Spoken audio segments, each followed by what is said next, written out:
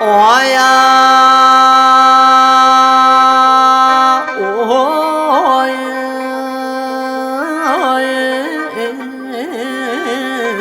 โอ้ยฟ้าเอ้ยฟ้าห้องย้อนเสียงย้อนเพิ่นว่าฟ้าห้องทรงเด้อละนางหรือบัดนี้บัดเธอฟ้าห้องค้างบัดเธอฟ้าเด้อห้องค้างสาวได้เป็นน้อแม่ห่างเอามาพี่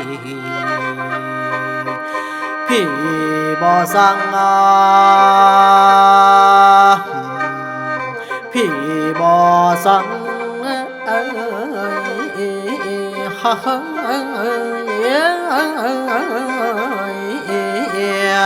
ห้องอ้อยห้องอ้อยนา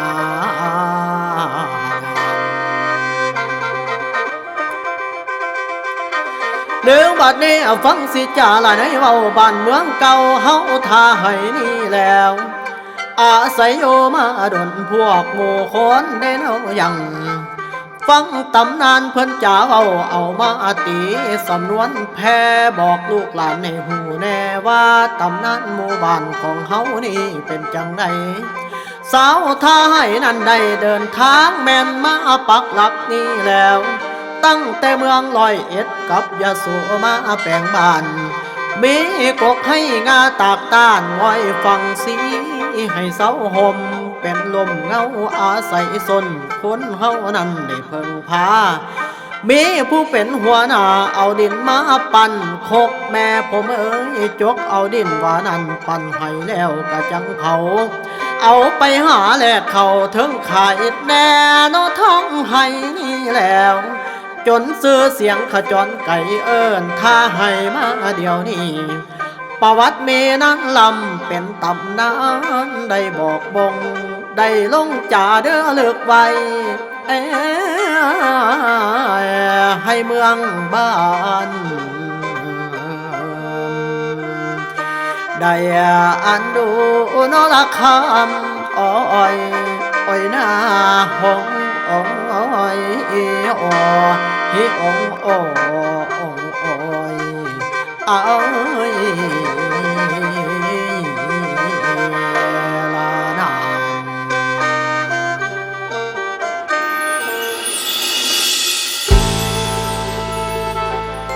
ละพอแต่เปิดผ้ากังยืนง้อยฟังอยู่หิมซี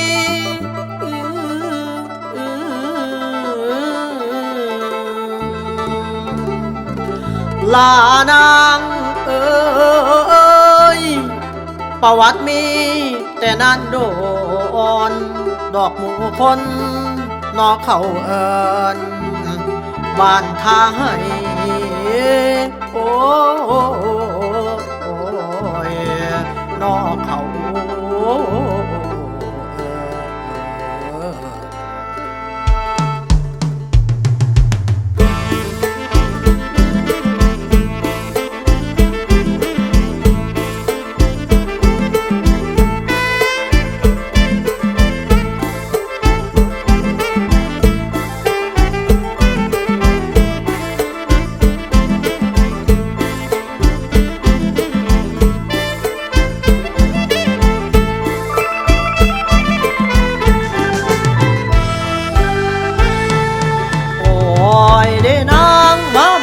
มาลำเพื่อนก่อนอ่อนตอนประวัติหมู่บ้านท่าให้นั้นสู่ฟัง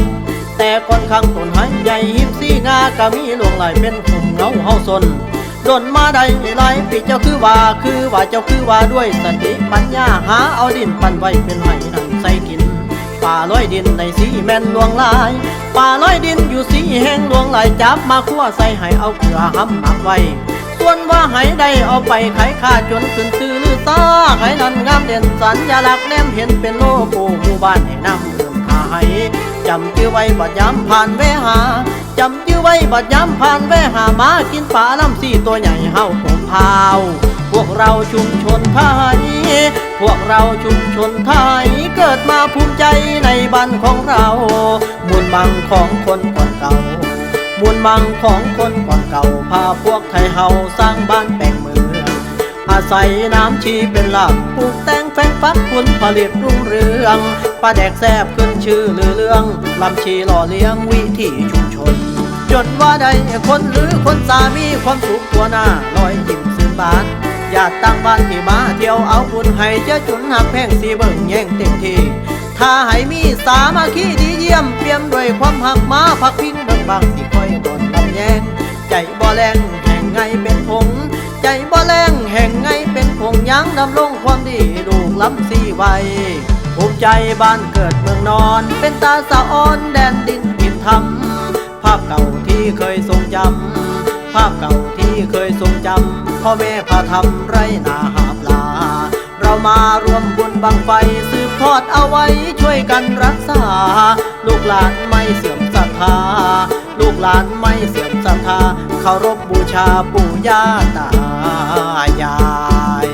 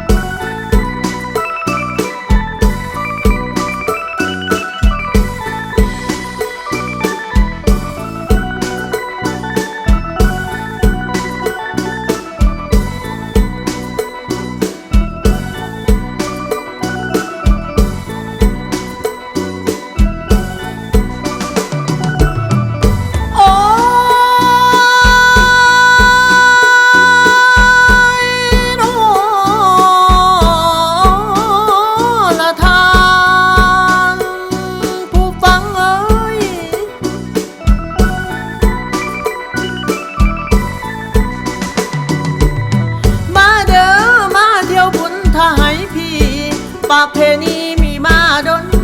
พวกหมู่คนกะใจดีล้วนไม่ตีหักตอนอ่อนซ้อนปูปาน้ำทิวทัดงามน้ำไหลผ่านอยู่ซุ่มเย็นตัวลูกหลานป่านนี้มันทายแล้วเสิญเจ้าให้แวมาเจ้าเอ้ยเจ้าเอ้ยเจ้าเอ้ย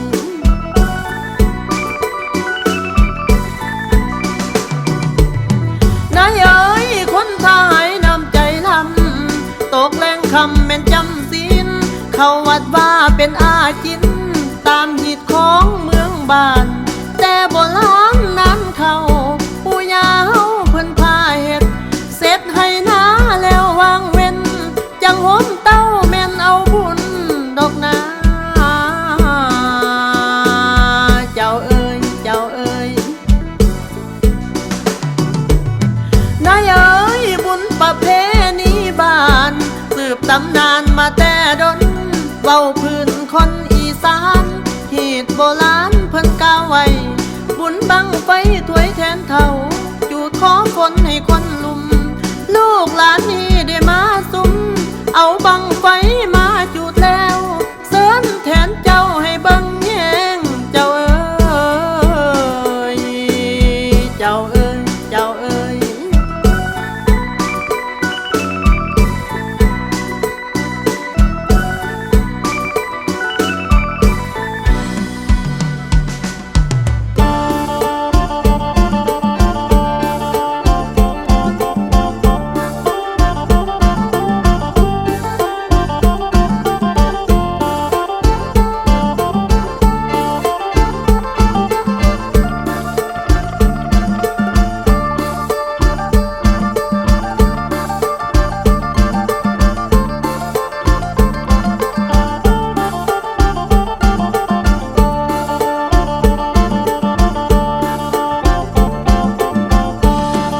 เฮาโอนี่เฮาโอเฮาโอ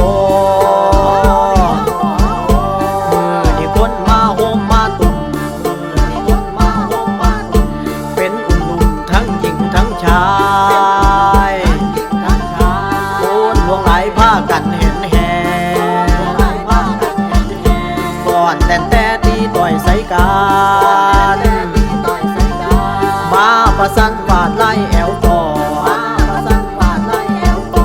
ก่อนเจ้าใส่เสียงแค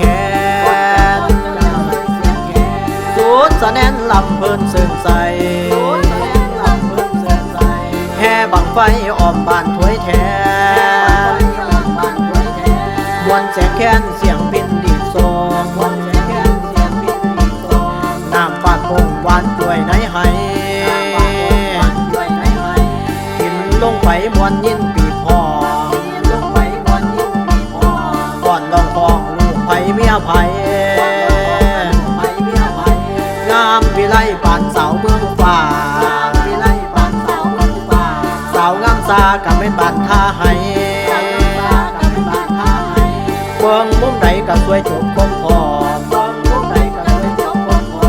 มาหอมล้อมเสิร์ฟบนบังไฟ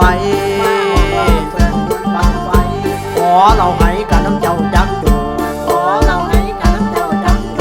สดโคกหวานกล้วยในคอโอ้ละน้อมวนเอาบุญบาสืบตำนานขอฝ่าขอฝนพวกเจ้าคนขอนำแทนเจ้าขอแทนเขาไปจนลงมาโตกลงมาก็ให้หน้าเขามาสองมือกราบเทพไทยทั้งบนให้ผู้คนสุขเย็นหายหอนเทพไทยทนตามรอยฝนมา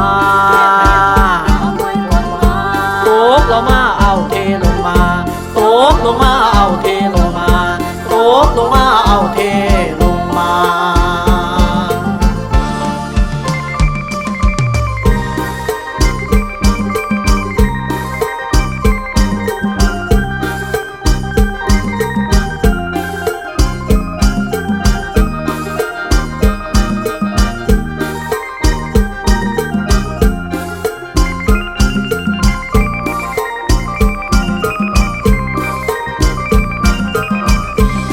มาฟ้อนใส่บุญบังไฟมาฟ้อนใส่บุญบังไฟลูกบ้านทหารมวนใจหนักหนาถึงเวลายามเฮ็ดนาถึงเวลายามเฮ็ดนาขอฝนบนฟ้าจากแทนเมืองคนบังไฟขอฝนให้พวกเมืองคนสุ่มเย็นเบิกบานมาแห่บังไฟอ้อมบ้านมาแห่บังไฟอ้อมบ้านสืบสานตำนานปู่ย่าตายายมีทั้งหญิงชายพร้อมหักหอมกันเป็นน้องพี่เช้าไทยตอนรับเต็มที่เต็มที่เต็มที่มากินเขาเป็นเอาบุญต้อนรับเจอจุนเมื่อท่านมาเยือนมาเตาพักเพื่อนกินข้าวกินน้ำมีดของงดงามดำรงไว้